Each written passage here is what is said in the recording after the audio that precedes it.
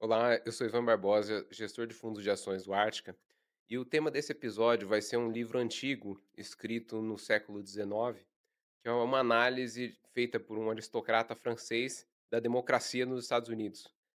E é irônico que quem mais bem avaliou a democracia americana tenha sido um aristocrata francês, mas esse livro teve tanto alcance na época que foi publicado, que é um dos livros que está na livraria do Congresso americano até hoje. Eles mantêm lá uma primeira edição. O autor se chama Alexis de Tocqueville, que ele era um membro da aristocracia francesa, um pouco depois da Revolução. Os avós e pais deles sofreram perseguição política durante a Revolução Francesa, então ele já era um membro de uma aristocracia que estava em queda. Mas ele ainda teve uma educação aristocrática, se formou em direito, e quando ele tinha 20 e poucos anos, ele e um amigo dele conseguiram uma permissão do governo francês para ir para os Estados Unidos sob o pretexto de estudar o sistema penitenciário americano. Mas ele já tinha uma intenção de estudar a democracia americana de forma ampla. Foi um subterfúgio que ele arranjou para ganhar um ano de patrocínio para viajar pelos Estados Unidos. E ele e esse amigo, chamado Gustavo Belmont, passaram mais ou menos um ano nos Estados Unidos conversando com uma série de empresários, políticos, gente de todo tipo. Aí ele foi fazendo notas ao longo da viagem. Quando ele voltou para a França, ele escreveu esse livro, chama Democracia na América, que é dividido em 2 volumes. O primeiro volume foi publicado em 1835, porque ele tinha 30 anos quando ele publicou esse livro, e fez teve um impacto imediato, assim, fez ele famoso no seu meio, porque era um livro que descrevia bem como é que funcionava a democracia americana, que já era um caso de sucesso. As pessoas sabiam que os Estados Unidos estavam crescendo muito rápido, ganhando uma eminência econômica. E 5 anos depois, em 1940, ele publicou o segundo livro da Democracia da América, que é um livro bem mais filosófico sobre os impactos que a democracia poderia ter sobre o povo e como é que isso se comparava à aristocracia, principalmente na França, mas era um modelo representativo para toda a Europa. Eu vou dar um pouco de contexto histórico do que estava acontecendo na França, na época que o Tocqueville escreveu esses 2 livros, e foi um período muito turbulento politicamente. Tocqueville nasceu em 1805, um pouco depois da Revolução Francesa. A Revolução Francesa é de 1789, esse é o marco da queda da Bastilha, que oficialmente é o início da Revolução. E as décadas seguintes foram extremamente turbulentas, a França mudou de regime várias vezes. Em 1791 foi feita a primeira Constituição francesa. Antes disso, eles eram uma monarquia absolutista, então o rei tinha poder total e arbitrário. A novidade trazida pela Constituição é que o rei teria seus poderes limitados e seria obrigado a respeitar os princípios que estavam lá. Mas logo em seguida, no ano seguinte da publicação da Constituição Francesa, teve um outro movimento que derrubou a monarquia e instaurou a Primeira República. E os anos iniciais dessa Primeira República foram anos muito violentos, foram conhecidos como a época do terror jacobino, que é quando aconteceram aqueles tribunais de julgamentos populares, que os nobres iam para um tribunal meio que improvisado, e um processo muito rápido e muito questionável. Boa parte deles eram condenáveis à morte. Foi nesse período que o rei Luís XVI foi executado, a Maria Antonieta, que é a nobre famosa que falava: "Se não tem pães que comam brioches", também foi executada. E foi executado também um nobre chamado de Maléchal, que era o avô materno do Tocqueville. Então foi um dos familiares próximos deles que morreram na revolução. E os pais do Tocqueville, ambos, chegaram a ser presos e condenados à morte, mas eles não foram executados, porque o Robespierre caiu no ano da execução, então eles acabaram sendo liberados. Mas a família dele já estava em claro declínio, né. Então, apesar dele ter recebido a cultura e a educação da aristocracia, ele não tinha mais as posses, a família não era mais rica por causa da desapropriação de bens dos nobres na Revolução Francesa. Pouco depois, de 95 a 99, o governo civil ficou bastante instável até que acontecesse o golpe de 18 de Brumário, que foi quando Napoleão Bonaparte assumiu o poder. Então estava uma época de convulsão muito grande, o Napoleão era um líder militar, e ele se autodeclarou líder da França, e depois se autodeclarou imperador da França. E os próximos 16 anos, até 1815, foram a época napoleônica, que ele se manteve no poder. Depois da época do Napoleão ainda teve outro movimento político, que foi a Restauração Bourbon, que foi a volta da monarquia, um descendente do Luís XVI, o Luís XVIII. Depois teve um outro rei, que foi o Carlos X. Ambos tiveram um governo sob uma monarquia constitucionalista, né. Existia essa questão da limitação dos poderes, apesar de que o poder do rei na França ainda era muito amplo. Então essa época foi a época que o Tocqueville estava comparando com os Estados Unidos, né, porque 1830 era a época que ele estava escrevendo esse livro. Eh, Depois teve um período de monarquia constitucionalista um pouco mais liberal, com o Luís Filipe de Orleans. Depois teve um outro golpe político, eles instauraram a Segunda República com um descendente do Napoleão I, né, foi o Napoleão III, que era sobrinho dele, e o Napoleão III acabou se declarando imperador também, teve o Segundo Império.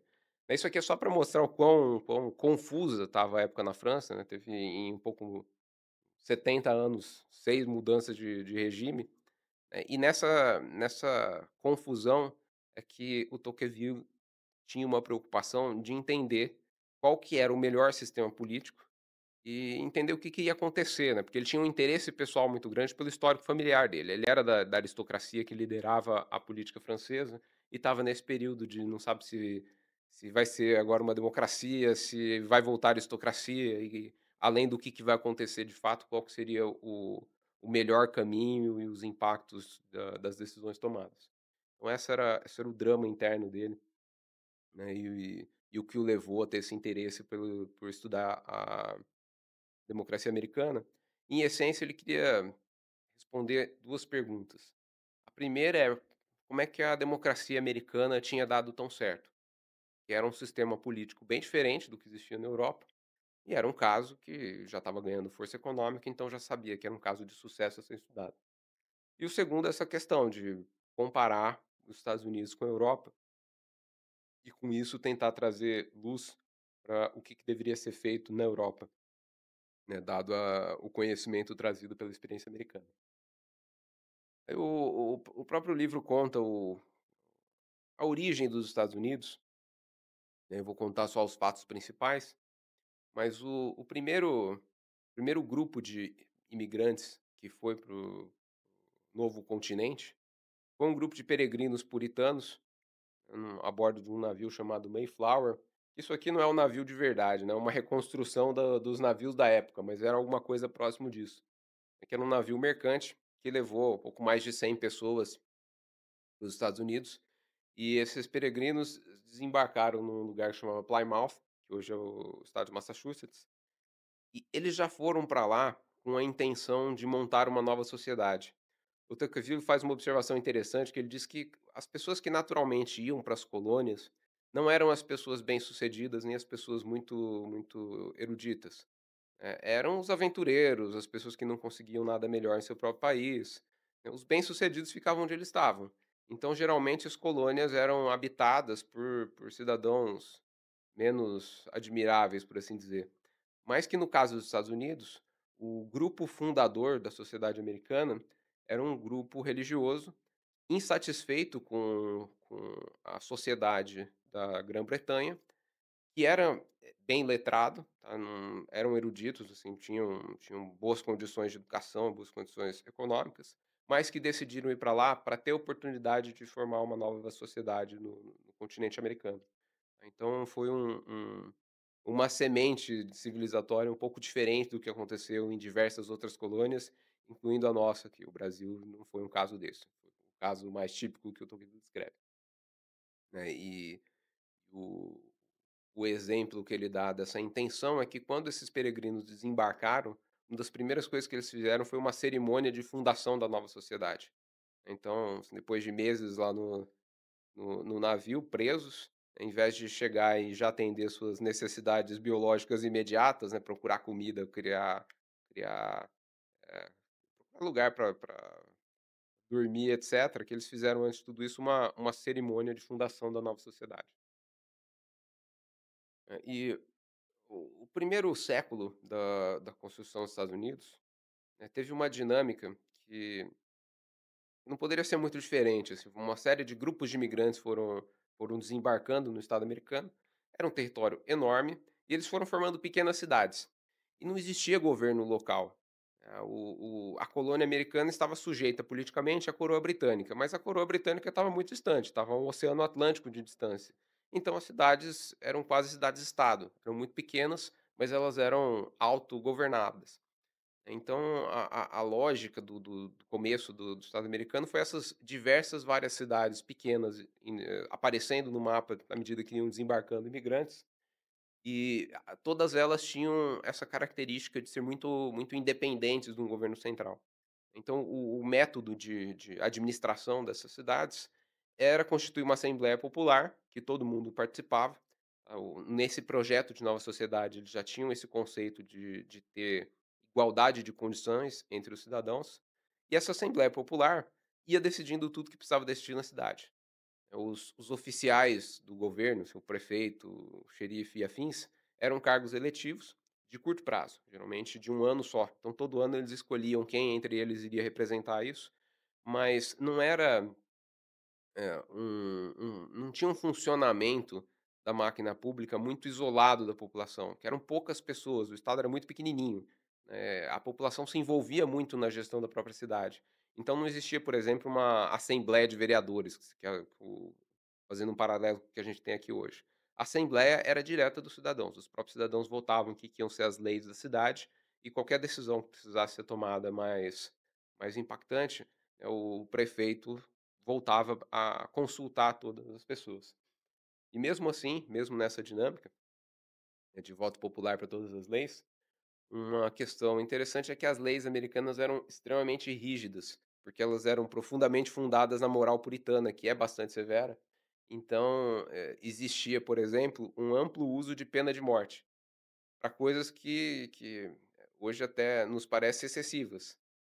Por exemplo, o adultério, a pena era de morte em várias cidades dessa. Tinha pena de morte para blasfêmia, para feitiçaria, coisas assim.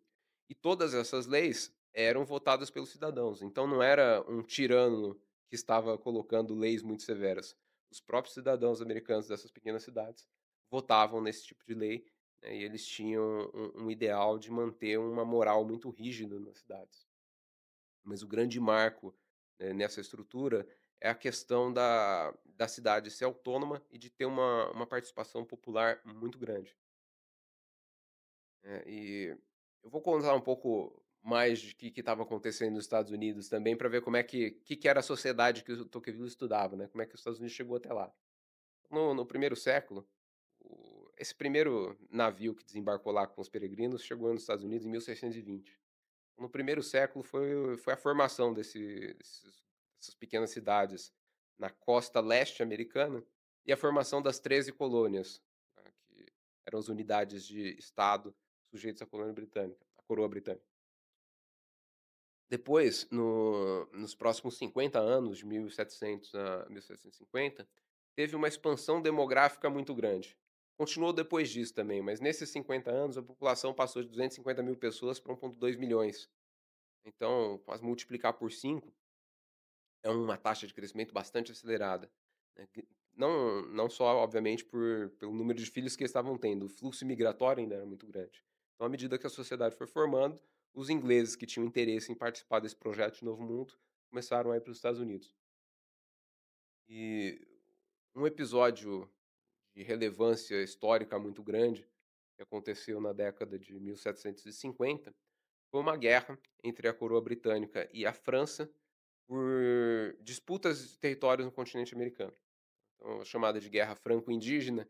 Indígena porque tinha as nações indígenas nativas lá, e nessa guerra os franceses se aliaram a algumas nações indígenas contra os ingleses, né, mas o ponto relevante para o nosso tema é que a coroa britânica teve uma guerra de proporção razoável e gastou muito dinheiro financiando essa guerra e contraiu muitas dívidas. E a coroa britânica entendia que os colonos americanos tinham que arcar com um pedaço dessa dívida, porque eles eram os beneficiados pela guerra. A guerra era para proteger os territórios deles, né, os potenciais de expansão do território dos colonos americanos. Então, que não era a coroa britânica que deveria bancar isso totalmente. E o meio que a coroa britânica achou para financiar essas dívidas da guerra, foi impor taxas para os Estados Unidos. Então teve uma sequência de atos que impunham impostos, taxas para os americanos, que até então não existiam. Os americanos estavam lá, mas a Inglaterra se beneficiava mais pelo fluxo comercial com as colônias americanas, não pela cobrança de impostos.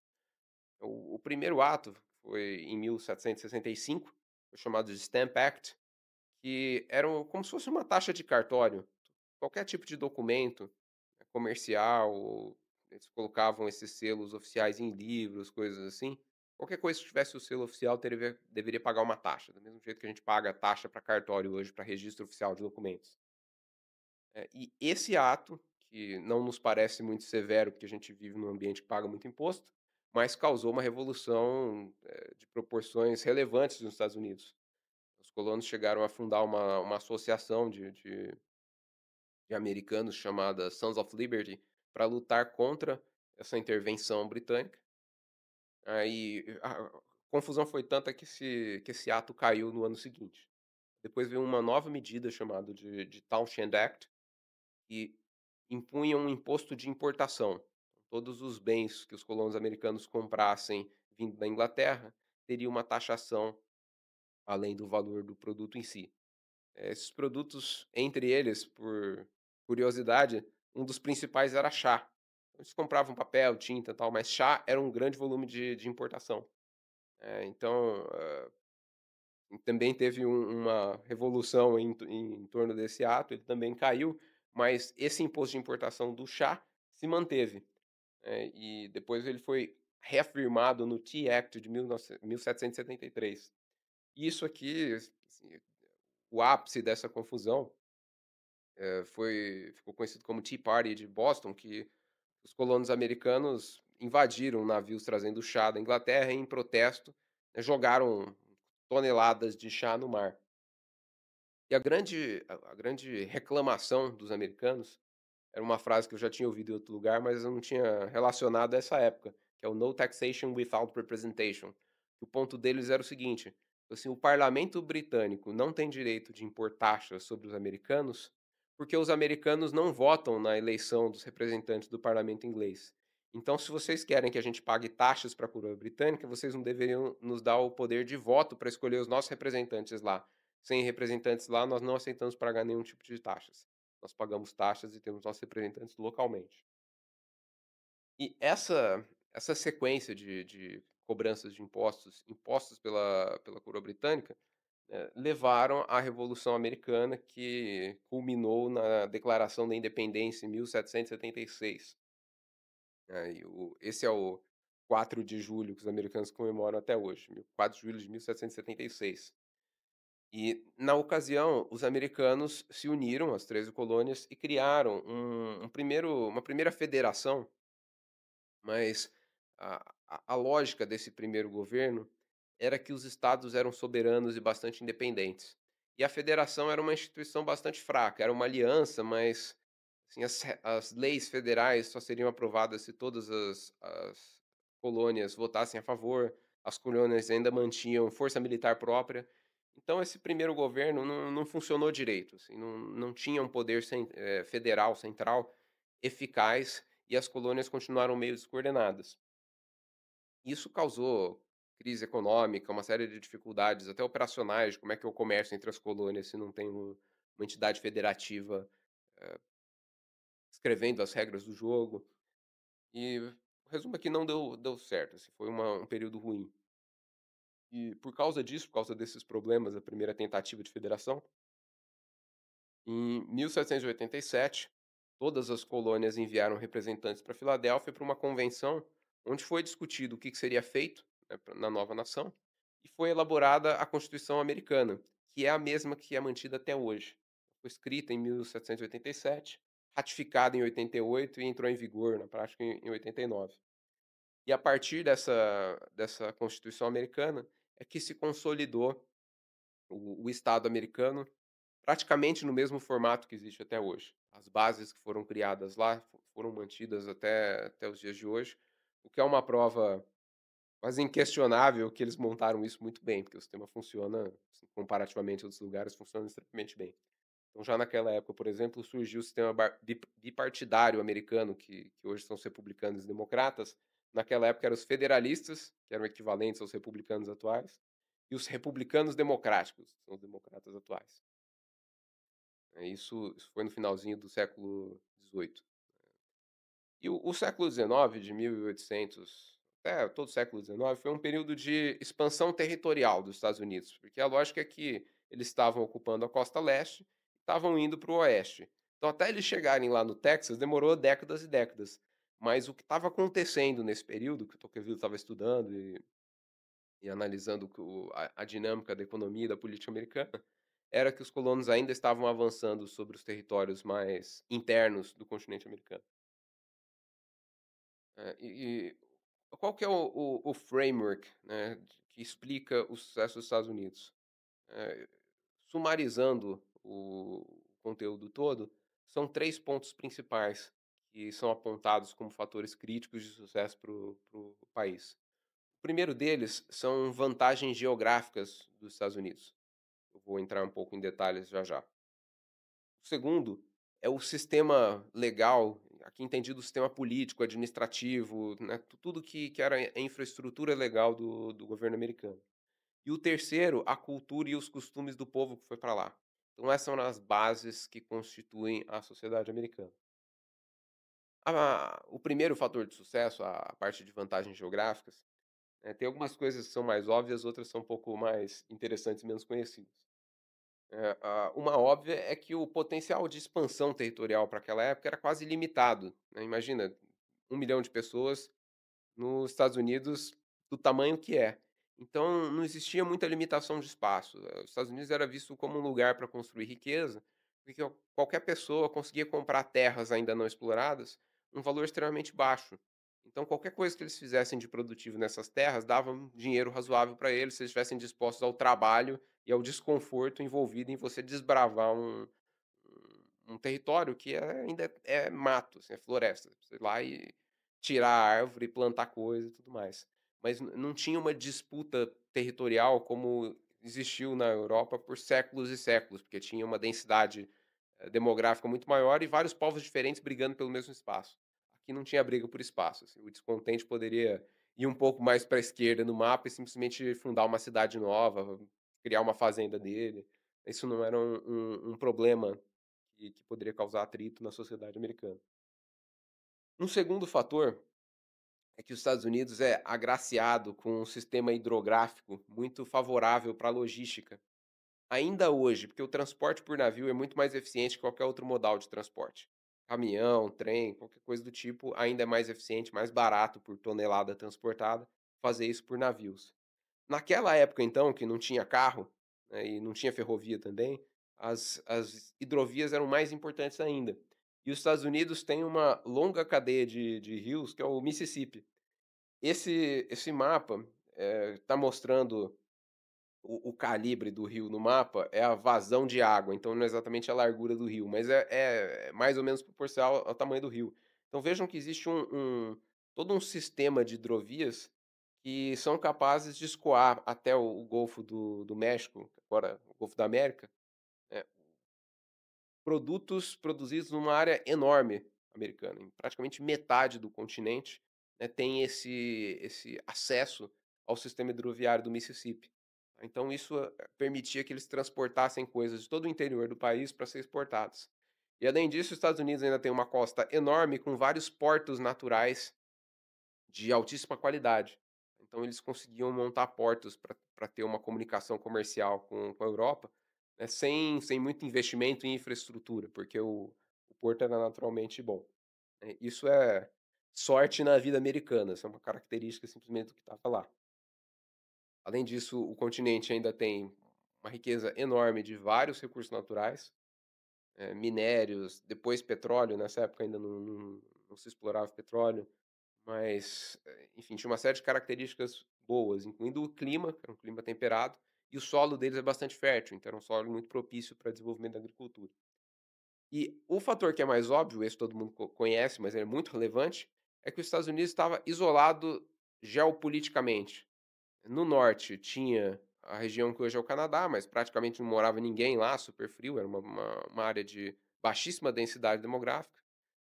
Ao sul tinha o México, que é uma sociedade muito menos desenvolvida, e nessa época eles nem ainda tinham entrado em conflito com o México, porque ainda estava longe, ainda estava no meio da ocupação. Então eles não tinham inimigos políticos, não tinha ninguém que ameaçasse militarmente o território americano. E na ausência dessa ameaça militar, eles podiam concentrar todos os esforços deles em desenvolvimento econômico. E não era o cenário normal na Europa. Na Europa, a principal preocupação do governo era a segurança nacional. Se o governo não mantivesse exércitos, não mantivesse os jogos políticos, eles estavam sobre constante risco de serem invadidos por alguns dos povos que faziam fronteira com o seu país. Essa era a realidade da França dessa época, né, tinha a Alemanha do lado, enfim, tinha a Espanha do outro lado, tinha uma constante ameaça de outras monarquias, né, que forçavam uma preocupação constante com segurança nacional, que os Estados Unidos não tinha, né, não tinha esse dreno de atenção, recursos e tudo mais. Na parte do sistema legal, um dos pontos mais interessantes é que os Estados Unidos foi o primeiro país a implementar a divisão dos 3 poderes que para a gente hoje é o normal, a divisão entre o poder legislativo, executivo e judiciário. E essa é uma tese do Montesquieu, defendida num livro que chama Espírito das Leis, que os founding fathers dos Estados Unidos absorveram e decidiram implementar, e montaram, o sistema de governo americano com base nessa divisão de 3 poderes. Eu vou comentar os pontos mais interessantes de cada uma delas, mas tem bastante detalhe, assim, tem muito mecanismo, que parece pequeno, mas, o fato de ter sido muito bem feito evitou uma série de conflitos, e permitiu que a coisa se desenvolvesse de uma maneira gloriosa ao longo do tempo. Eu vou colocar aqui algumas coisas que me chamaram a atenção em benefício do tempo. Na parte do poder legislativo, um fato interessante é que naquela primeira tentativa de federação, o sistema era unicameral, então não tinha o que aqui no Brasil seria equivalente à Câmara dos Deputados e ao Senado, tinha só o Senado. E isso não deu certo. Eh, até alguns dos founding fathers chegaram a argumentar que isso fazia sentido, porque não precisava ter 2 órgãos, um só era melhor, mas empiricamente não deu certo. E nessa segunda estruturação, eles voltaram para o sistema bicameral, onde tem o House of Representatives, que é equivalente à nossa Câmara dos Deputados, e o Senate americano, que é igual ao nosso Senado. E a razão para essa duplicação de função, tem dois pontos que me parecem relevantes. A primeira é garantir que as leis são um pouco mais estáveis. Um dos problemas do sistema de uma câmara só, era que as coisas eram aprovadas mais rápido, então a legislação variava muito, a todo momento a câmara aprovava uma nova lei. E essa duplicação de função força que um órgão diferente, que deveria ter as mesmas intenções, mas tem uma constituição diferente, haja como revisor. Isso atrasa o processo, torna o processo de aprovação de novas legislações mais moroso, mas melhora a consistência do processo. Então as coisas são mais bem lapidadas, e a própria demora dá tempo das pessoas reclamarem, discutirem, argumentarem. E por mais que isso pareça uma ineficiência, empiricamente os americanos descobriram que isso é bom e virou quase que um dogma, que sistemas legislativos têm que ser bicamerais. E a segunda é que um desses órgãos, o Senado, tinha uma qualidade de representantes maior do que o primeiro. A observação que o Tocqueville faz é que os representantes que eram eleitos diretamente pela população não eram tão bem qualificados, do ponto de vista de conhecimento técnico, de experiência de vida para tomar as decisões. Que é mais ou menos o que a gente vê aqui no Brasil com a nossa Câmara dos Deputados. E o Senado lá era uma eleição indireta, o Senado era elegido por pessoas que já haviam sido eleitas diretamente. E essas pessoas escolhiam os melhores entre eles para ir para o Senado, que era uma espécie de time sênior, né, dos representatives americanos. E esse órgão mais sênior tinha uma capacidade de revisão, de ponderação maior e evitava certos deslizes que talvez o sistema unicameral traria. Tem uma outra vantagem nesse sistema, que havia uma disputa política entre as colônias americanas, que era o seguinte: as mais populosas acreditavam que a representação deveria ser proporcional ao número de pessoas que existiam dentro do estado. E as menos populosas acreditavam que todos os estados deviam ser entendidos como unidades soberanas, com representação igual na federação. Então, aqui no Brasil, seria como se São Paulo estivesse advogando que o número de representantes tem que ser proporcional ao número de pessoas que moram aqui, e o Acre tivesse argumentando que não, que cada estado tem direito ao mesmo número de representantes. E o jeito que eles endereçaram isso foi um sistema híbrido. Falou assim, ó, a Câmara dos Deputados, né, o House of Representatives, vai ter um número de representantes proporcional à população, mas o Senado não. O Senado vai ser um número fixo para o estado. Que é a mesma lógica que a gente tem aqui no Brasil. Né, então isso tinha essa função de melhorar o processo de aprovação de novas leis, mas tinha também a solução dessa disputa política, né, de como é que os estados seriam representados na federação. E a formação do sistema, federativo, né, tem essa separação em que é governo federal, o que é governo estadual. O princípio americano é que o governo federal tem competência apenas em temas que são de interesse coletivo dos estados, em temas específicos. Tudo aquilo que não cai nesses temas específicos, os estados têm liberdade para legislar independentemente. O que são esses temas que ficaram sobre responsabilidade da federação? Tudo relacionado à diplomacia, então acordos comerciais, declarações de guerra e paz, coisas do tipo, tudo que é relacionamento com outros países. ah, a união das colônias americanas precisavam ter um representante único, então isso tinha que estar na mão da federação. A constituição das forças armadas, e aqui por uma questão que se os estados tivessem exércitos independentes e a federação não tivesse exército nenhum, a federação não tinha como garantir a união. Ela simplesmente estaria sujeita a sempre ganhar o apoio de um número de estados maior do que os dos dissidentes para ter força militar para garantir a união do país. Então as forças armadas ficam sob comando federal. Tudo relacionado à política monetária, por uma questão de para facilitar comércio, né, o mercado financeiro, na época não era o que é hoje, mas a mesma lógica se aplica. Eh, o país precisa ter a mesma moeda em todos os estados, a mesma política monetária em todos os estados. Então tudo aquilo que é relativo à moeda comum está sob decisão do governo federal e não estadual.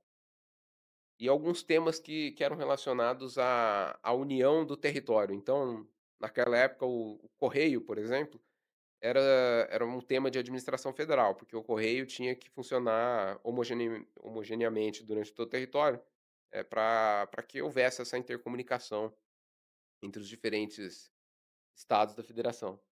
E o poder federal americano tem o direito de impor taxas e impostos que sejam suficientes para financiar essas obrigações deles. Eles entendiam que se eles dependessem de pagamento de alguma coisa dos estados, que os estados cobrassem imposto e redirecionassem os recursos para a federação, o governo federal ficaria sempre sob a mercê, né, de um movimento dos estados e simplesmente não mandar dinheiro. Então o governo federal cobra impostos diretamente. Aqui no Brasil também tem essa discussão, né, até agora na reforma tributária teve uma discussão muito grande como é que seria dividido os recursos e se iria tudo para o governo federal e depois ele redistribuiria ou se iria direto para o governo estadual, porque o governo tem essa preocupação mecânica, né, se o dinheiro é pago direto para um, né, é muito mais seguro do que triangular isso dentro da máquina pública, que o primeiro elo da triangulação poderia reter os recursos. Muito bem, isso é o poder legislativo. O próximo bloco é o poder executivo americano.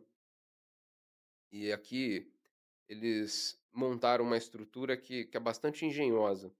Eles chegaram à conclusão que era importante ter concentração de poder em alguns temas e descentralização do poder em outros. O que precisava de concentração do poder? Tudo aquilo que era matéria de diplomacia, de representação do país perante terceiros.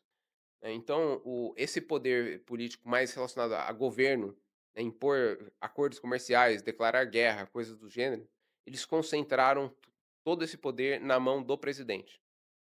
O único contrapeso que o presidente americano tem nesses atos, que ele tem a caneta só na mão dele para fazer o que ele quiser, é que o Senado americano tem um direito de veto.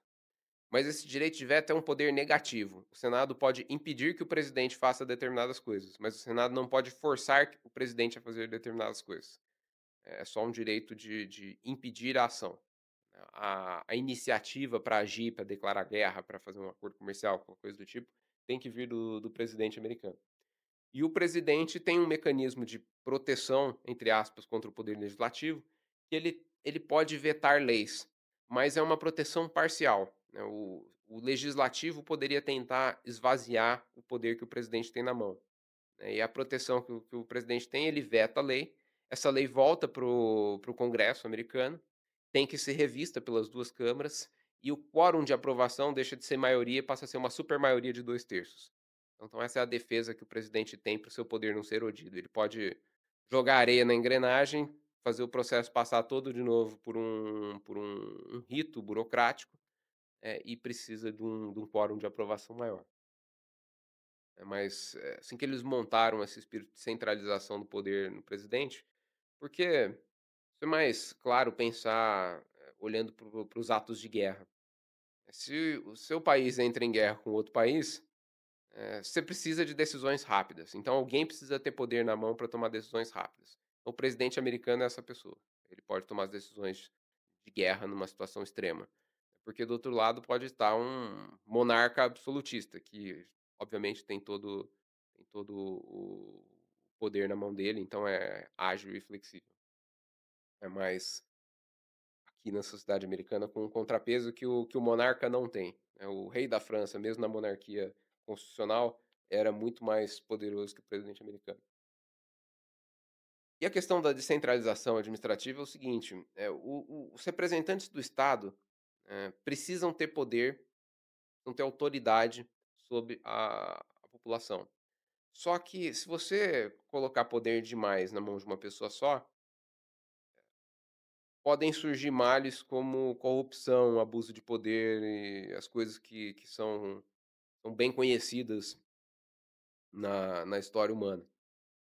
E a solução americana para isso foi investir seus representantes de poder suficiente, de autoridade, que representasse todo o peso do Estado, mas não concentrar esse poder na mão de uma pessoa só. A solução deles é, assim, se eu preciso ter um juiz, eu não vou criar um juiz, eu vou criar 100 juízes. Cada um desses juízes tem toda a autoridade, né, que a classe de juízes da federação teriam.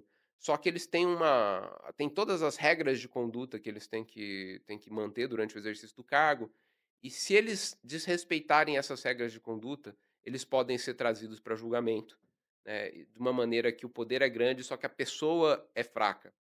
Tem muita gente como se fossem policiais, assim, a força de polícia é uma autoridade muito grande, mas existem muito policiais e se cada um sair da linha, né, se um deles fizer alguma coisa de errado, ele pode, na pessoa física, ser chamado para o julgamento, né. Esse é o conceito, a solução aí para esse balanço de ter autoridade, mas não não ter essa estabilidade de poder numa mão de uma pessoa só, mesmo que ela cometa atos inadequados. E uma outra coisa bastante interessante, que é inteligente que eles fizeram, foi separar esse julgamento de oficiais do governo em 2 esferas. Existe o julgamento político, que é se ele continua ou não nesse cargo, assim, se ele é adequado ou não para exercer esse cargo. E existe o julgamento criminal, se ele precisa sofrer alguma pena além de perder o cargo ou não. No sistema europeu, essas coisas eram unidas. Então, se um oficial da coroa francesa cometesse um delito, ele ia para o julgamento, só que era julgado num rito só, se ele ia ser inocentado ou se ele ia sair dali preso. Nos Estados Unidos, a lógica era assim: se o oficial cometeu algum delito, primeiro vai ser julgado se ele deve continuar sendo um oficial ou não. E a preocupação é ter um processo rápido, que se houver risco de que uma pessoa inadequada esteja representando o poder do Estado, ela rapidamente perde esse poder do Estado, ela perde o cargo dela. E em um segundo momento vai ser julgado o crime. Então, o oficial pode perder seu cargo público antes de ser condenado pelo crime. Isso esvazia um pouco o peso da decisão. É como se fosse uma ação preventiva. Na dúvida, tira essa pessoa do cargo, que a gente quer proteger a integridade, né, a adequação do exercício do poder público americano. E depois ele vai para o rito do processo criminal para saber se ele vai ser preso ou não no limite. E isso fazia com que as condenações para a pessoa perder os cargos fossem muito mais frequentes nos Estados Unidos do que na Europa, onde a pena era muito mais pesada. E com isso a qualidade dos oficiais do governo americano era melhor, né, você tirava mais fácil as pessoas ruins ali desse meio. Muito bem, seguindo para o próximo, o poder judiciário, aqui também tem algumas similaridades com o jeito que foi construído o Brasil. Mas um primeiro princípio era que o poder judiciário, ele nunca pode agir por iniciativa própria. Ele só se manifesta quando ele é chamado para julgar um caso específico. Uma das partes está reclamando contra a outra, aí sim o poder judiciário age. Mas ele nunca pode iniciar um litígio, ele não pode começar um processo por conta própria. E lá que os juízes sempre interpretariam as leis aplicadas a um caso específico. Ou seja, o juiz não pode pegar uma lei nova e falar assim: "Ah, eu acho que essa lei não é adequada, não se aplica". Ele não tem esse poder de questionar o legislativo diretamente. Ele só pode interpretar a lei aprovada pelo legislativo quando aplicada a um caso concreto. E lá nos Estados Unidos, o sistema legal é diferente do nosso. O sistema britânico, que chamam de common law, que é muito baseado em jurisprudência. Qual que é o espírito dessa lógica de jurisprudência? Se uma lei ruim é aprovada, o juiz pega lá o caso específico e fala assim: "Olha, para esse caso específico", não estou comentando a lei em si, mas para esse caso específico, a lei não vai ser aplicada por causa disso, disso, disso. Aí depois de um tempo, um outro juiz pega um caso ligeiramente diferente, mas no mesmo espírito, e fala assim: "Ó, essa lei também não é aplicável a esse determinado caso". Se vai se formando um histórico grande de não aplicação dessa lei em diversas situações, essa lei perde força dentro do sistema judiciário americano. E só há 2 alternativas para o Congresso. Uma delas é abrir mão da lei, e a outra delas é editar a Constituição Americana, que é um documento muito mais difícil de ser editado. É porque o juiz, quando ele fala que não se aplica, ele assume que ele está se baseando na Constituição Americana, que tem precedência diante do resto das leis. Ela é mais estável e mais importante, então ela sobrescreve as leis menores. Então, uma jurisprudência que não aplicasse alguma lei ia escalar esse problema para o legislativo, falou assim: ou você edita a Constituição ou você abre mão dessa lei, porque ela, por jurisprudência, foi perdendo eficácia na sua aplicação. Isso faz com que o poder judiciário nunca trombe de frente com o legislativo. Ele corrói lentamente pontos aprovados pelo poder legislativo que eles acreditem que não deveria ser aplicado. E aqui também tem a mesma pelo mesmo motivo político, né, tem uma divisão entre a Corte Federal e as cortes estaduais. Então tem o Supremo Tribunal Federal americano, que é o Supreme Court, e tem os tribunais estaduais.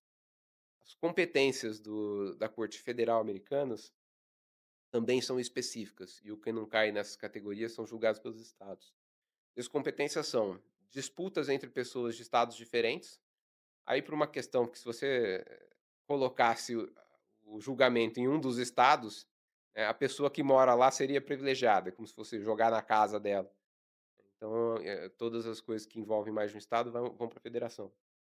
Todos, os processos que envolvem a própria União, o governo federal, apelos a julgamentos estaduais, eh, esse no seguinte espírito: tem lá a Constituição Americana e os estados são livres para legislar, né, em diversas esferas.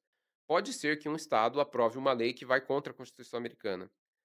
E se a pessoa que foi lesada por essa lei reclamar para o tribunal do próprio estado, o tribunal do próprio estado pode dar razão para a lei, né, porque o estado mesmo que escolheu ter essa lei, então o tribunal estadual pode ser enviesado. Então o sujeito lesado tem direito de apelar para a Corte Federal Americana, eh, dizendo que a lei estadual é anticonstitucional. E aí sim o tribunal federal de lá julga esses atos de inconstitucionalidade, que também é um mecanismo indireto da Corte Federal conflitar com a Corte Estadual. Ela nunca bate de frente. Ela responde a um chamado de uma das partes do litígio, reclamando que essa lei está indo contra a Constituição e julga naquele caso específico o que deve ser feito.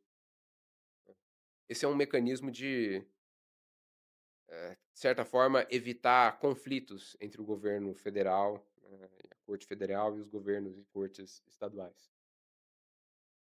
Aí 2 outras coisas interessantes que têm um efeito amplo, uma delas é que quando o governo federal é o isso não é o tribunal, tá, o governo federal mesmo, entra num litígio que vai ser julgado pelas cortes federais, ele entra diretamente contra o indivíduo. Então o governo federal não processa um estado, ele processa uma pessoa específica. Isso foi desenhado para que a contraparte num processo da União seja sempre uma contraparte fraca, né, que não seja fácil você derrubar as ações do governo federal. Isso dá uma concentração de poder maior para o governo federal americano. E um outro negócio interessante, que isso aqui é mais uma curiosidade.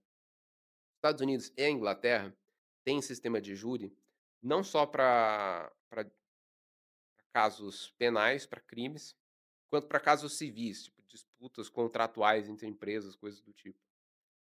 E júri é um negócio que não é óbvio que faz sentido, porque você pega pessoas aleatórias, não letradas em leis, em filosofia de direito ou nada do tipo, são leigos, né, pra julgar casos importantes, né, que deveriam ser julgados de um jeito bastante técnico. Na parte de crimes, isso tem até um apelo emocional maior, assim, o sujeito foi lá e matou um monte de gente, daí a opinião da população geral é mais imediata, assim, apela mais para o sistema moral independente de como é que ele está codificado na lei. Mas os casos civis não, assim, o caso civil tem muita coisa que não é moral, é simplesmente legal ou não por causa das regras que determinaram para o comércio local. E tanto os ingleses quanto os americanos aplicam essa lógica de júri também para ações civis. Aí esse negócio falou: "Pô, isso não parece fazer muito sentido". E o próprio Tocqueville fala assim: "À primeira vista, isso parece não fazer sentido". Mas é uma tradição que os americanos herdaram dos ingleses e aplicaram, porque na Inglaterra é muito bem visto. E ele defende esse sistema de júri como uma prática que ensina a população sobre como é que o país funciona, sobre o sistema legal, e traz a população para ter um envolvimento maior, né, com as questões de Estado. Então eles se sentem mais parte da gestão da sociedade. E que esse efeito educativo tem um valor muito grande, porque você está a todo momento convocando pessoas para fazer parte desses júris, e essas pessoas se sentem responsáveis por tomar uma decisão boa, e aprendem sobre o sistema legal, aprendem sobre como julgar as coisas, e que esse valor educativo do júri é muito grande. E na questão de qualidade de decisão, né, que sempre é a grande crítica, se você pegar 12 leigos e colocar para decidir alguma coisa, eu falo que isso não tem esse efeito tão aleatório, porque o juiz, no processo que tem júri, ele age como se fosse um mentor, um direcionador da opinião do júri. Então tá lá o advogado e o promotor fazendo seus casos, mas o juiz está coordenando essa rito e explicando para o júri, né, qual que é a lei é pertinente, explicando todas as questões que ele acha que o júri deveria saber. Então que o juiz tem uma influência enorme sobre o que o júri vai votar, e que na grande maioria das vezes, o júri vota da maneira que o juiz induziu que o júri votasse. Então na prática o juiz ainda tem um poder muito grande, né, mas você tem esse benefício de envolver a população, educá-la sobre coisas importantes, né, e que essa prática ao longo do tempo mantém a população mais próxima do poder poder judiciário, né, mas o ponto mais fundamental é mais próxima das ações de Estado, que ela não fica alienado, né, do funcionamento da máquina pública. E me parece que faz sentido, assim, eu não gostava muito do sistema de júri antes de ler esses trechos, mas me parece que a prática faz sentido. E fora dessa questão da divisão dos 3 poderes, tem uma série de outras coisas, né, que fazem parte do sistema legal americano. Eu vou chamar atenção só para 2 que são, na minha visão, bastante fundamentais para que o funcionamento da democracia deles continue como está. O primeiro deles é a questão de liberdade de imprensa. E aqui, esse livro do Tocqueville nem é o mais, específico sobre liberdade de imprensa. Existe um outro livro do John Stuart Mill chamado On Liberty, e é só sobre isso, só o debate filosófico de se liberdade de expressão, liberdade de imprensa faz sentido ou não. Mas os 2 vão na mesma linha filosófica, que é o seguinte: todo mundo entende que liberdade total vai permitir que coisas ruins sejam ditas, que discursos que são claramente errados, ou poderiam ser nocivos, ou poderiam influenciar sentimentos ruins na população, vão ganhar algum espaço nesse clima de liberdade total. A questão é que sempre que se tentou cercear essa esfera dos discursos, não foi possível chegar num limiar claro de o que pode e o que não pode falar. E mesmo filosoficamente, é muito difícil você determinar, um critério muito objetivo do que pode ser dito e o que não pode ser dito. Então, o caminho, quando você começa a criar regras de o que está ok censurar, é que o órgão que tem poder de censura vai expandindo o seu poder de atuação até que ele vire um órgão absolutista de censura de tudo aquilo que ele quiser. E isso é muito grave, porque a partir do momento que um órgão de governo controla tudo aquilo que pode ir a público, todos os temas que podem chegar à pauta de discussão pública, esse órgão tem um poder muito grande, ele pode manipular a opinião popular puramente por controle do que eles enxergam, porque eles podem ler, né, e que isso quebra todo o espírito democrático de deixar a população saber de tudo que está acontecendo e decidir por si própria, né, e votar de acordo com o que são seus interesses, para tomar a decisão da sociedade como um todo. Então, o argumento do Tocqueville é que a liberdade de imprensa precisa ser preservada, não porque ela faz um enorme bem por si só, assim, não porque não ter nenhum filtro é um bem inerente, mas porque é a única coisa que previne o mal de ter censura de imprensa, né, que inevitavelmente quase leva a um estado autoritário em algum momento. E isso também tem uma segunda preocupação. Nessa época não era preocupação, isso é uma preocupação mais moderna, mas que você também não poderia ter pouquíssimos canais, porque se você tem 2, 3, 4 jornais e eles dominam completamente a discussão pública, é muito poder concentrado na mão de poucas entidades. Então que a melhor forma de manter a imprensa eficiente, a nossa mídia atual eficiente, é que essa mídia fosse fragmentada. Então, na época, tinha alguns jornais por cidade. Então, tinha jornal pra caramba nos Estados Unidos como um todo. Depois, nos séculos seguintes, que esse negócio foi consolidando nas grandes emissoras de televisão, nos grandes jornais e tal. E agora me parece que está indo de novo para outro lado, porque rede social está fragmentando esse poder. Do ponto de vista de funcionamento democrático, fragmentação da mídia é bom, porque não tem ninguém que controla completamente o fluxo de informações para a população. E a questão de discursos perversos irem a público, a solução para isso é que a população seja o mais educada possível, porque, não tem outro meio, assim, a partir do momento que você parte do princípio que as pessoas são, eh, iguais em condições e têm o direito político igual de ir lá e votar, você precisa colocar alguma capacidade de julgamento na cabeça delas, né, porque senão o próprio esquema de voto perde sentido, se você achar que a população não sabe julgar nada. Então, o antídoto para o discurso perverso nesse esquema de liberdade de expressão total é o julgamento da própria população, que deveria condenar, não legalmente, mas condenar na opinião pública os discursos perversos e trazer uma censura popular para a pessoa, diferente de um juiz decidir que não pode, é a população toda lendo e falando isso é besteira total, o sujeito escreveu isso, não deve ser ouvido. É isso que deveria reprimir os discursos ruins. O americano tem isso muito forte até hoje, né, e eu acho que vale a pena ser defendido não só nos Estados Unidos, aqui também. Eu acho de fato que é um dos mecanismos mais fundantes do sistema democrático. E a outra coisa muito legal que os americanos fizeram, isso aqui foi muito pouco tempo depois da Constituição, a Constituição é de 87, o Bill of Rights, que é a Declaração de Direitos Individuais dos Americanos, é de 91. Então, poucos anos depois eles já criaram esse anexo na Constituição, que é o princípio por trás desses direitos individuais. O sistema democrático, ele tem um risco isso aqui é bem conhecido já, falam que é a tirania da maioria. E se a maioria decidir oprimir injustamente uma minoria, isso pode ser feito? Se 51% das pessoas quiserem torturar as outras 49%, pode ser feito? Obviamente que filosoficamente isso não faz sentido, mas a proteção legal que existe para que isso não seja feito, é uma declaração de direitos fundamentais que devem ser preservados a qualquer custo, que não podem ser alterados. Tem a mesma força que a própria Constituição.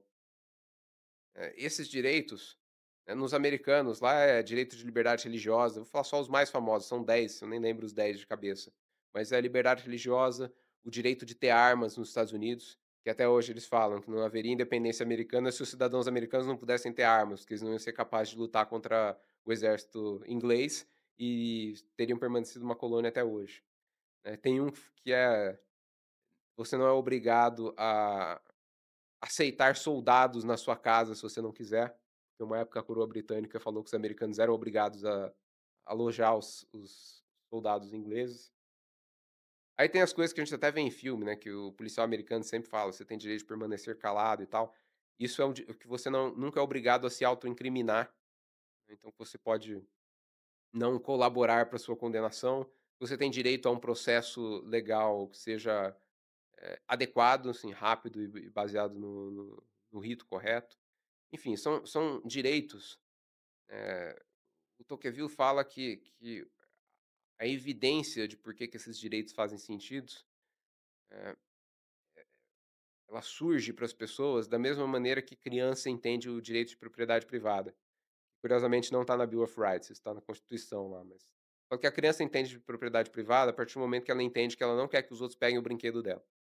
E um dia ela entende que as outras crianças são uma unidade de consciência como ela, então se ela não gosta que pegue os seus brinquedos, a outra criança também não gosta que pegue os brinquedos dela. E por isso a gente combina que ninguém vai pegar brinquedo de ninguém e esse é o respeito à propriedade privada.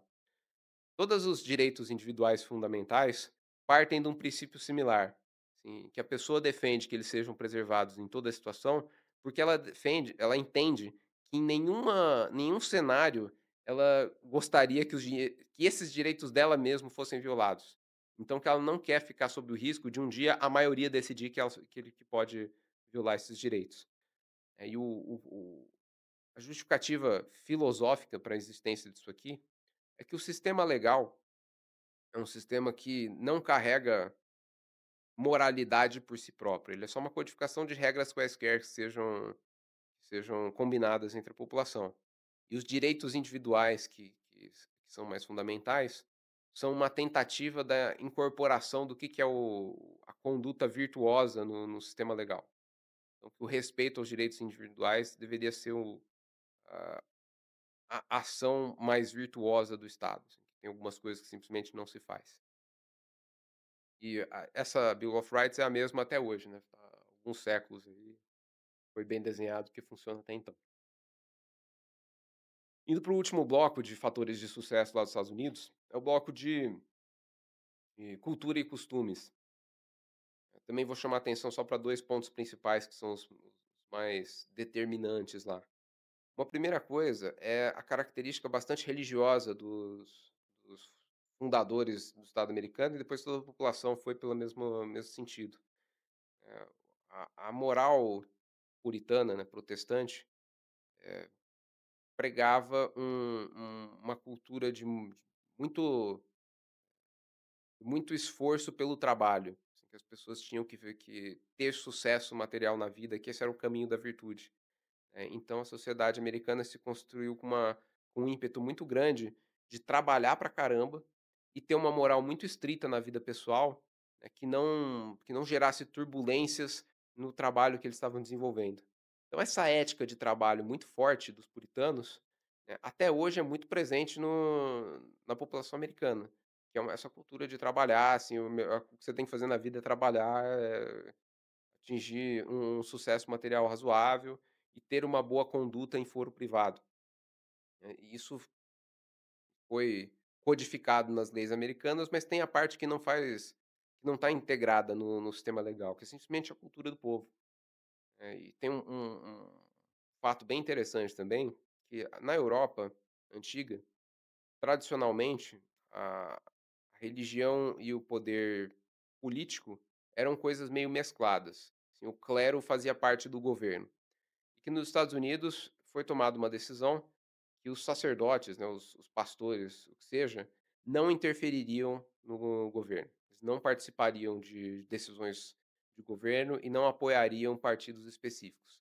que eles ficariam puramente na esfera moral e espiritual. E dessa forma, eles não se envolveriam nos problemas de governo, porque até algumas alguns acidentes históricos aí de cisão de igrejas foram por disputas políticas.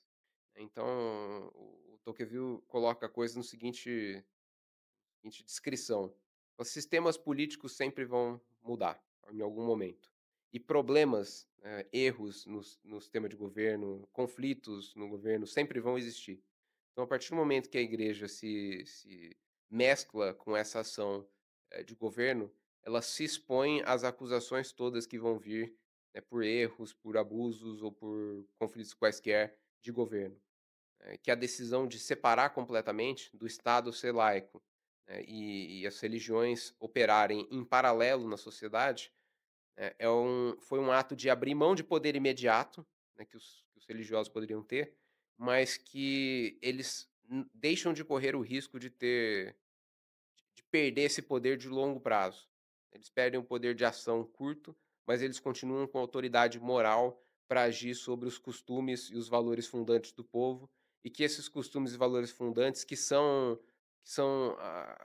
são os primeiros princípios que determinam o que vai ser o código legal e o que vai ser a conduta do país. Então ele, de certa forma, elogia essa ação. Ele falou: "Foi uma ação acertada das igrejas americanas, abrir mão do poder terreno, entre aspas, para manter o poder moral e espiritual e conduzir a sociedade americana de uma maneira virtuosa e mais longeva. Ela não entra nas brigas políticas, ela mantém uma linha de ação mais consistente no tempo". Isso aqui não é só ele que fala, tem vários trabalhos que falam o quanto que a moral protestante impactou na construção dos Estados Unidos. E a outra coisa, que é um costume antigo lá americano, até hoje existe, que é a prática das pessoas se coordenarem em associações civis, para fins políticos ou não. Então, isso nasceu daquela dinâmica de que as cidades não tinham a quem apelar e eram obrigadas a se autogerenciar. Então, os americanos aprenderam a qualquer coisa que eles precisam fazer, eles se juntam, cria lá um grupo e age em grupo. E fazem isso para tudo, assim, para fins políticos e, assim, até hoje se você procurar na internet e tal, o americano tem associação de tudo. Você fala assim: "Eu vou procurar associação dos criadores de abelha da de Nova York", deve ter lá uma associação dos criadores de abelha. Eles têm esse costume muito forte de se juntar para fazer as coisas coletivamente, e o Tocqueville dá um peso muito grande para esse costume, porque ele diz que não é uma coisa inata. Não é um instinto das pessoas se coordenarem num grupo para agir em coletividade, mas que isso é absurdamente importante dentro da democracia, porque o cidadão individual tem um poder muito limitado. Então que o raio de ação dele só é possível a partir do momento que ele se junta com um grupo grande de pessoas em torno de uma pauta comum, e esse grupo age, né, nesse objetivo específico. Essa é a maneira legítima de representação, dentro de uma democracia. Ele faz uma comparação que isso não é visto da mesma forma na Europa, porque nos Estados Unidos eles acham que isso é ok, que isso é bom, que isso é normal. Então qualquer grupo que emerja com qualquer pauta, as pessoas olham e entendem que se você quer fazer alguma coisa contrário ao que o governo está fazendo hoje, é legítimo montar uma associação, ver quantas pessoas você consegue angariar em torno dessa mesma pauta, e se você conseguir angariar muita gente, você vai lá e apresenta a sua reclamação, sua proposta para o governo, com todo o peso daquelas pessoas. Isso é a expressão democrática correta. Na Europa, esse tipo de associação com fins políticos era visto como um ato de guerra. O monarca europeu fala: "Pô, se alguém está se juntando com uma opinião diferente do que o governo está fazendo, isso é uma rebeldia, assim, é um ato de traição à coroa". Então que isso era fortemente reprimido, né, e não existia essa lógica. Os Estados Unidos que criou essa mecânica de deixar que as pessoas se juntem para fazer qualquer coisa, que existe até hoje e é super importante. Esse é o primeiro livro do Tocqueville, né, uma descrição de como é que a sociedade americana funciona e o que fez com que ela fosse bem-sucedida. O segundo livro, eu vou passar bastante rápido, porque é um livro bem mais profundo e filosófico e, portanto, muito mais difícil de resumir em pouco tempo, né, mas eu vou deixar aqui quase que uma provocação que foi feita em 1830, que me parece ainda terrivelmente atual. O A democracia julgada em comparação ao sistema que existia na Europa, que era mais conhecido, que era a aristocracia, né. Então, eu vou tentar colocar em contraste algumas coisas, né, que o Tocqueville vai destrinchando e falando o que que era no sistema, aristocrático e como é que ficou na democracia. Então essas fotos aqui já são boas representações de que é o tom de cada sistema político. A foto da esquerda é o salão cerimonial da Casa Branca, chama Sala Leste, que é a maior sala que eles têm, que é onde são feitas as festas, os qualquer cerimônia que tenha mais gente é feito nesse lugar. E a foto da direita é o equivalente, é o Salão dos Espelhos no Palácio de Versalhes, que era o palácio do rei Luís XIV. É ele que construiu esse negócio. O fim político era o mesmo, para cerimônias políticas, para receber embaixadores e tal. Dá para notar qual que é a diferença de, exuberância de uma coisa e da outra. E não é porque a França, né, da época do Salão dos Espelhos, tinha mais dinheiro que os Estados Unidos têm hoje, obviamente, assim, os Estados Unidos têm mais capacidade industrial, assim, mais recursos para fazer o salão quão bonito que eles quiserem, né, mas isso aqui reflete um pouco um primeiro senso de que é o tom aristocrático e que é o tom democrático. O que era a aristocracia? É até um pouco difícil de entender perfeitamente, porque é um paradigma de vida completamente diferente do nosso. A sociedade aristocrática, ela é dividida em classes sociais, que são determinadas hereditariamente. A pessoa que nasceu nobre vai morrer nobre, ela não tem mobilidade, ela não vai se tornar uma plebeia. E a pessoa que nasceu um plebeu vai continuar sendo um plebeu. Ele pode ser genial, pode ser super laborioso, ele não vai se tornar um nobre. Então, são sociedades que a pessoa já nasce com um papel muito bem designado. Isso produz uma enormidade de efeitos. Um primeiro efeito é que a sociedade aristocrática não tinha tanta preocupação com ascensão social, porque a ascensão social dentro dessa sociedade era só intraclasse. O nobre podia ser mais reconhecido, mais famoso entre os nobres, mas ele não ia virar outra coisa. E o sujeito que nasceu na guilda dos ferreiros, ele vai continuar sendo ferreiro. Ele pode ser um ferreiro muito bom, mas ele não vai virar nobre. Então a aspiração de ascensão social é diferente. Era mais uma aspiração de reconhecimento dentro da própria classe e de respeito, reconhecimento vindo de outras classes, mas já é uma ligação mais distante. Assim, os nobres gostarem de um ferreiro X, né, a relação da nobreza com os artesãos era como se fosse uma empresa com outra empresa, não é uma relação, unipessoal. E então a grande aspiração, das pessoas dessa época era muito mais em torno da excelência da sua função natural, assim, a função que ela tinha nascido para ser. E então o ferreiro lá, ele queria produzir a melhor espada possível, assim, o orgulho dele estava em atingir a perfeição na arte dele, e não exatamente ganhar mais dinheiro. Assim, isso não era exatamente o critério, era produzir a melhor espada, que era a ambição dele, isso que ia trazer o respeito dele. Todas as coisas iam um pouco nessa direção. A aspiração do nobre francês do século XVII não era ficar mais rico. Até esse conceito de riqueza era visto um pouco diferente, porque as famílias eram donas de um território. E esse território é o que é, assim, é uma fazenda gigante lá, que a família tem um controle político em cima, e tudo aquilo que é produzido ali dentro é meio que deles. E o único jeito de expandir esse negócio são atos de guerra, de conquistar outros territórios. Mas em tempos mais pacíficos, não tem método de expansão. Você não vai pegar a área de uma outra família de nobres. As famílias eram muito ligadas à terra. Tinha até uma lógica de que o patrimônio não era fragmentado ao longo das gerações. Aquela regra de que o filho mais velho sempre herdava tudo, forçava a unidade da família. Não é que os outros não iam ter nada, mas eles ficavam vivendo nas terras da família e participavam da vida da nobreza local. Então, a aspiração do nobre francês era muito mais ligada à glória, fama e honra, né, tipo, respeito dos outros nobres, do que em ter mais terras ou ter mais dinheiro, ou ter mais coisas. E a mesma coisa para as outras classes. E isso contrasta absurdamente com as aspirações na democracia americana, onde, assim, a principal preocupação de praticamente todas as pessoas é ter um desenvolvimento profissional, um desenvolvimento material maior. Como existe essa mobilidade, né, que a pessoa pode nascer pobre e ficar rica ao longo da vida, essa é a principal preocupação. Então todos eles trabalham, né, todos os americanos trabalhavam, todos assim, a maior parte das pessoas tinham carreiras, e era a principal aspiração delas era enriquecer, o prestígio vinha através do sucesso material. Isso uma primeira diferença.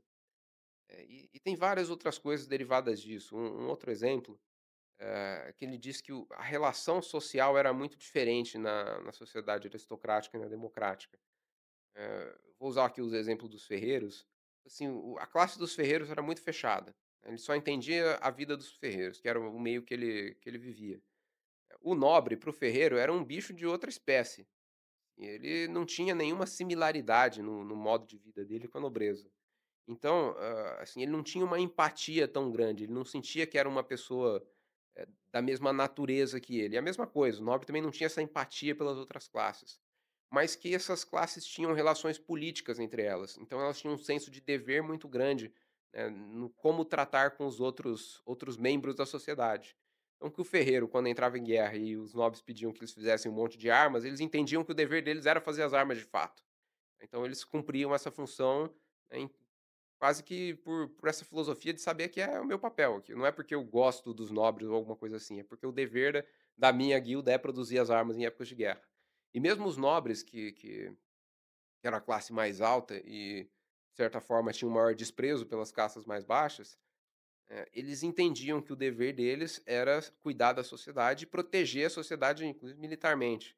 Então, o Tocqueville falava que não era incomum que os nobres, assumissem as posições militares, né, que fossem os generais, os oficiais do exército, e eles estavam, dispostos a arriscar a própria vida para defender a nação, porque ele entendia que esse era o papel dele, assim, que o orgulho nobre era fazer isso de fato, era ter coragem militar, era agir com honra e proteger a nação, era o papel da nobreza.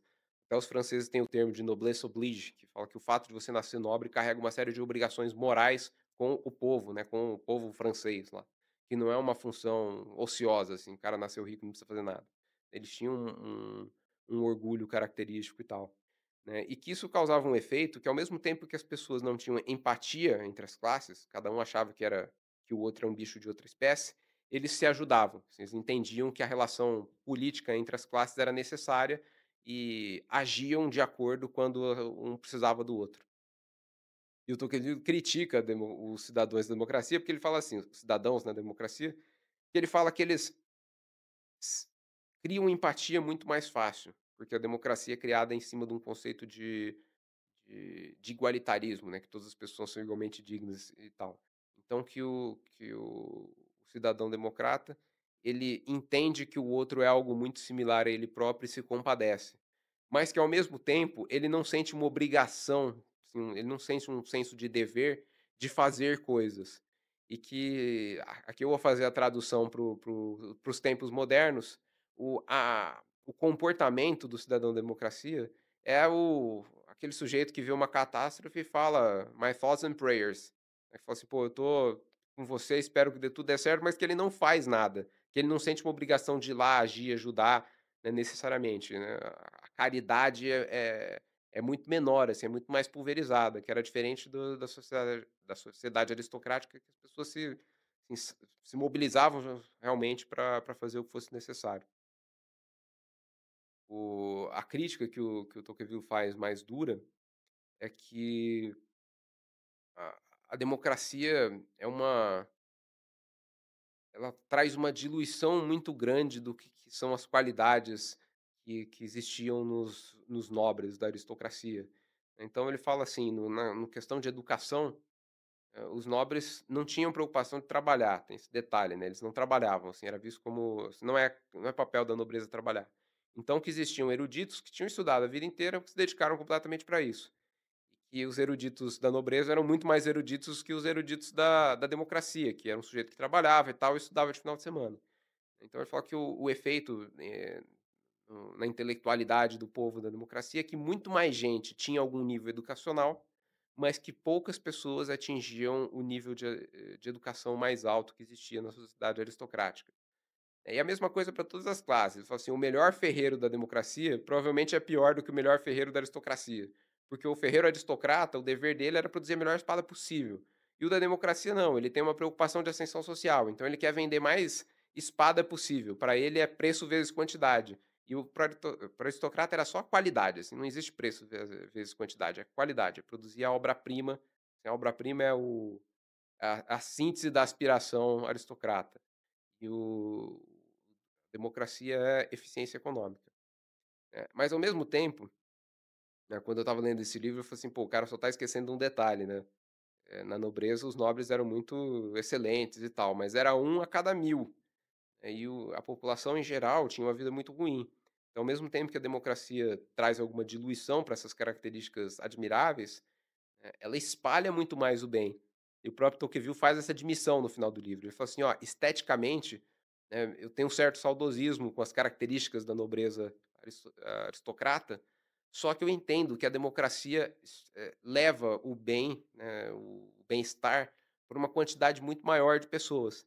Então eu acho que em última instância a democracia é melhor, mas ainda assim existe esse efeito, existem perdas, né, em algumas esferas, né, nessa mudança de regime". E a conclusão que ele chega depois nessa comparação entre democracia e aristocracia é que não importa o que se ache que é bom ou ruim, que a democracia acontecerá.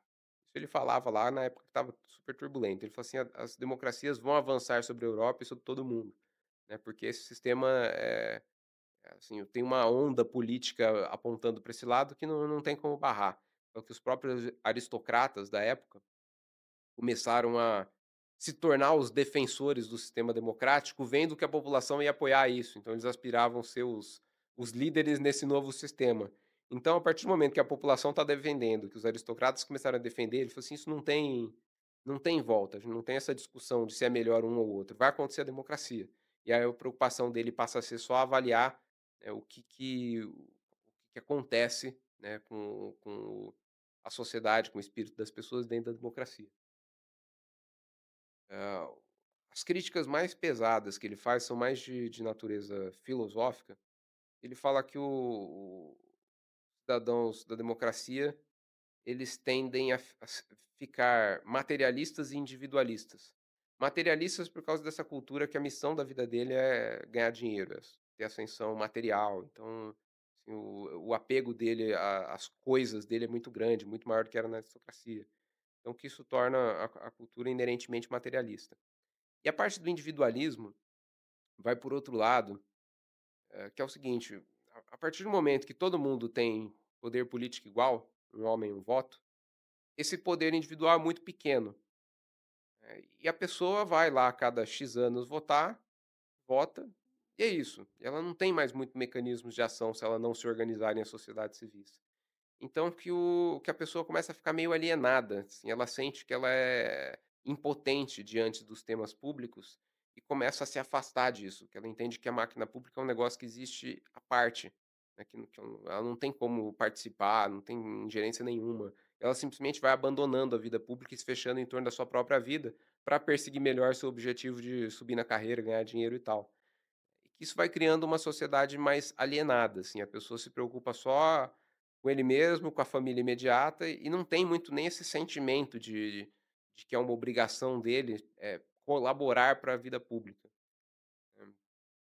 E ele diz que o grande risco que esse efeito traz é que a democracia acabe virando uma forma suave de despotismo. Ele fala que o despotismo tirânico, o governante usa a força para obrigar as pessoas a fazer o que elas querem, mas que da democracia não é exatamente o uso de força, é esse abandono, né, da vida pública por todos os cidadãos.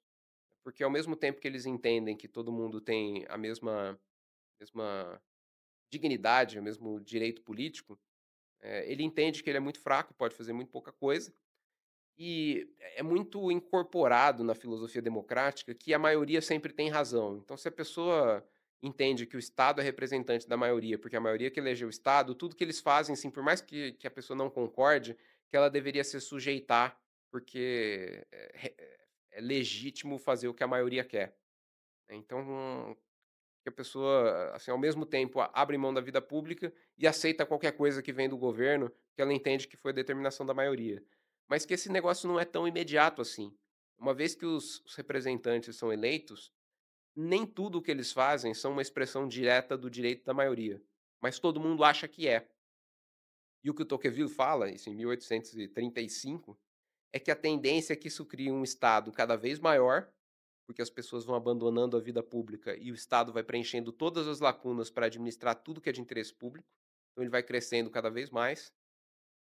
Que o Estado se apropria de ser o representante legítimo da vontade da maioria e que ele vira um Estado autoritário e paternalista, né, que ele julga que a população não sabe exatamente o que ele quer, que o dever dele ele é sempre o representante da maioria e ele faz o que ele quer e as pessoas aceitam e não teve nenhum ato físico para isso. O Estado não obrigou as pessoas a aceitar as leis. As pessoas, assim, passivamente aceitam que o Estado é legítimo e que elas têm que se subjugar. Então, a descrição que ele fala é bastante profunda. Ele fala que, em vez de tentar controlar, né, os corpos das pessoas com violência física, a democracia vai direto nas almas das pessoas. Elas as convence que o Estado não deve ser contradito, e que elas aceitem qualquer decisão do Estado em maior resignação. E é claro que nenhuma verdade é absoluta em toda a sua extensão, não é 100% das pessoas que sentem exatamente assim, mas eu acho que isso é bastante representativo da sociedade atual. Aqui no Brasil, todo mundo tem grandes reclamações, contra o sistema político, mas as pessoas não se coordenam, né, elas reclamam em rede social e tal, mas elas não se coordenam. Que justamente, essa coordenação é um dos antídotos que o Tocqueville traz. Ele falou assim: "Não é que a democracia é ruim, é que a democracia representa essa ameaça". A ameaça que existe dentro do sistema aristocrático é clara, né, a classe aristocrática simplesmente abusar do seu poder e oprimir terrivelmente a população geral.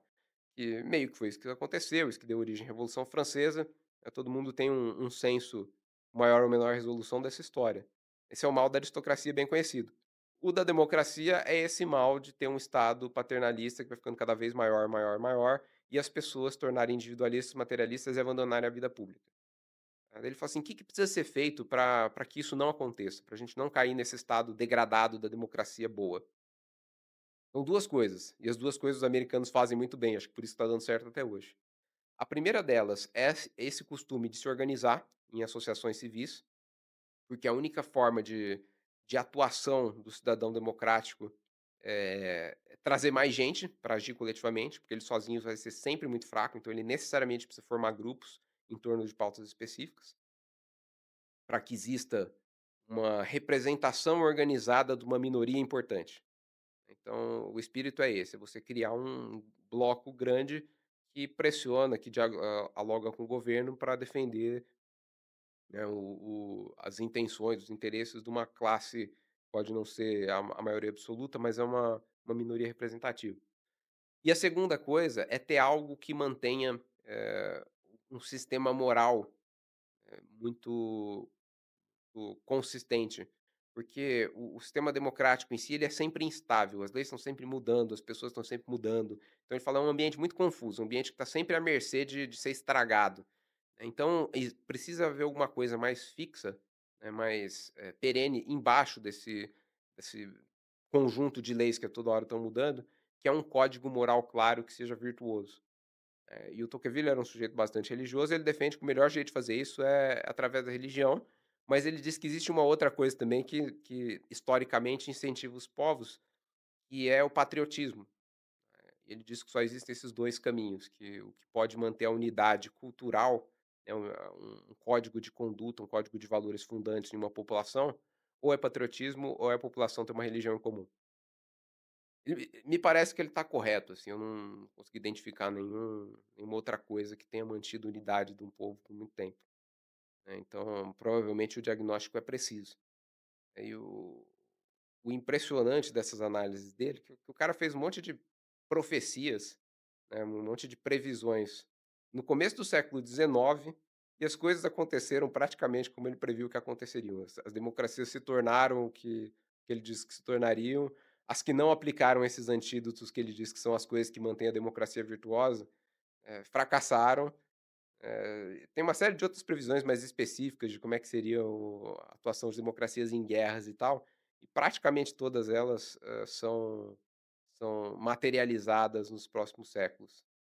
né. Então, essa é a grande provocação, né, que eu gostaria de deixar aqui, feita por ele, tá. Eu tô só replicando opiniões do livro do Tocqueville, que é essa recomendação, né, que o cidadão democrata deveria se preocupar com 2 coisas além da sua carreira, do seu patrimônio pessoal.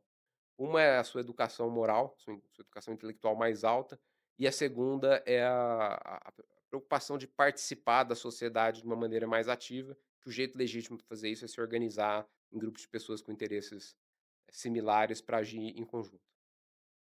Muito obrigado, até a próxima.